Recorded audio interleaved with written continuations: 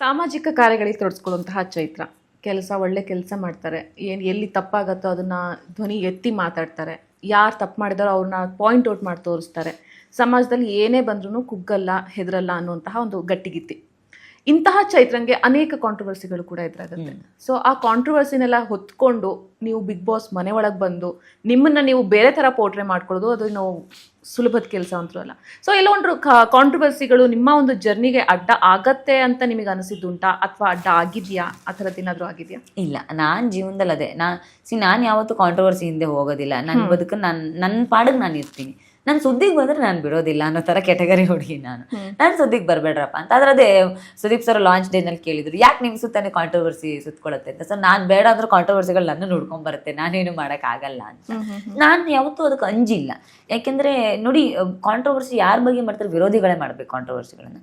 ವಿರೋಧಿಗಳು ಯಾಕೆ ಮಾಡ್ತಾರೆ? ನಿಮ್ಮ ಬೆಳವಣಿಗೆಯನ್ನು ನೋಡಿ ಸಹಿಸಕ್ಕಾಗದೇನೆ ಕಾಂಟ್ರವರ್ಸಿ ಮಾಡ್ತಾರೆ. ಸೊ ಹಾಗೆ ಮಾಡ್ತಾರೆ ಅಂತಂದ್ರೆ ನಾವು ಮಾರ್ಕೆಟಲ್ಲಿ ಇದ್ದೀವಿ ಅಂತ ಅರ್ಥ. ಸೊ ನಮ್ಮ ಬೆಳವಣಿಗೆಯನ್ನು ನೋಡಿ ಉರ್ಕೊಳ್ಳೋರು ತುಂಬ ಜನ ಇದ್ದಾರೆ ಅಂತ ಅರ್ಥ. ಸೊ ಅಂಥವ್ರು ಕಾಂಟ್ರವರ್ಸಿ ಮಾಡ್ತಾರೆ ಅಂದರೆ ನಿಮ್ಮ ಶಕ್ತಿ ಮೀರಿ ಶಕ್ತಿಯನ್ನು ಹೊರಗೆ ಹಚ್ಚುವ ಪ್ರಯತ್ನ ಈ ಕಾಂಟ್ರವರ್ಸಿಗಳು. ಇದು ಬಂದಾಗ ನೀವು ಅದನ್ನು ಹೇಗೆ ಸ್ವೀಕಾರ ಮಾಡ್ತೀರಿ, ಇದನ್ನು ಗೆದ್ದು ಹೇಗೆ ಬರ್ತೀರಿ ಅನ್ನುವ ಏನು ಪರೀಕ್ಷೆಗಳಿದೆ ಅಲ್ಲ, ಅದನ್ನು ನಾನು ಯಾವಾಗಲೂ ಸ್ಟ್ರಾಂಗ್ ಆಗಿ ತೊಗೊಂಡಿದ್ದೀನಿ. ಜೀವನದಲ್ಲಿರ್ಬೋದು, ಬಿಗ್ ಬಾಸ್ ಮನೆಯಲ್ಲಿರ್ಬೋದು, ಸ್ಟ್ರಾಂಗ್ ಆಗಿ ತೊಗೊಂಡಿರೋ ಕಾರಣಕ್ಕೇ ಅದೇ ನಿಮ್ಮ ಸಾಮರ್ಥ್ಯ ಇನ್ನಷ್ಟು ಹೆಚ್ಚೋದು ಯಾವಾಗ ಅಂತ ಕೇಳಿದ್ರೆ, ನಿಮ್ಮ ಸಾಮರ್ಥ್ಯಕ್ಕೂ ಮೀರಿರುವ ದೊಡ್ಡ ದೊಡ್ಡ ಕಾಂಟ್ರವರ್ಸಿಗಳು, ಸವಾಲುಗಳು ನಿಮ್ಮ ಜೀವನಕ್ಕೆ ಬಂದಾಗ ನೀವು ಇನ್ನಷ್ಟು ಸಮರ್ಥರಾಗ್ತಾ ಹೋಗ್ತೀರಿ, ಇನ್ನಷ್ಟು ಶಕ್ತಿಶಾಲಿಗಳಾಗ್ತಾ ಹೋಗ್ತೀರಿ.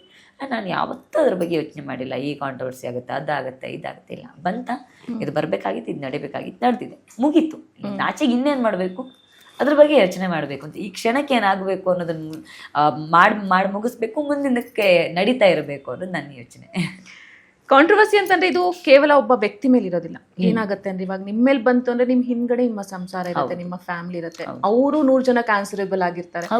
ಸೊ ಇದು ಎಷ್ಟು ನಿಮ್ಗೆ ತೊಂದರೆ ಕೊಡ್ಲಿಲ್ಲ ಅಂದ್ರೆ ನಿಮ್ಮ ಫ್ಯಾಮಿಲಿಗಳಿಗೆ ತೊಂದರೆ ಕೊಟ್ಟಿರುತ್ತೆ. ಕೆಲವೊಂದಿಷ್ಟು ಜನ ತುಂಬಾ ಮಾತಾಡಿರ್ತಾರೆ ಕೂಡ, ಹರ್ಟ್ ಮಾಡಿರ್ತಾರೆ. ಸೊ ಅದು ಎಷ್ಟು ಎಫೆಕ್ಟ್ ಆಗ್ತಾ ಇತ್ತು ಅಂತ ನಿಮ್ಗೆ?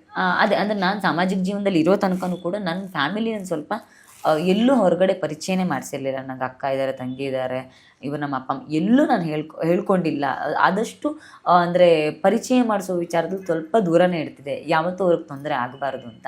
ಮತ್ತು ನನ್ನ ಸಾಮಾಜಿಕ ಜೀವನ ಚಟುವಟಿಕೆಗಳನ್ನು ಯಾವತ್ತೂ ನಾನು ಮನೆ ತನಕ ತೊಗೊಂಡು ಹೋಗಿದ್ದೇ ಇಲ್ಲ.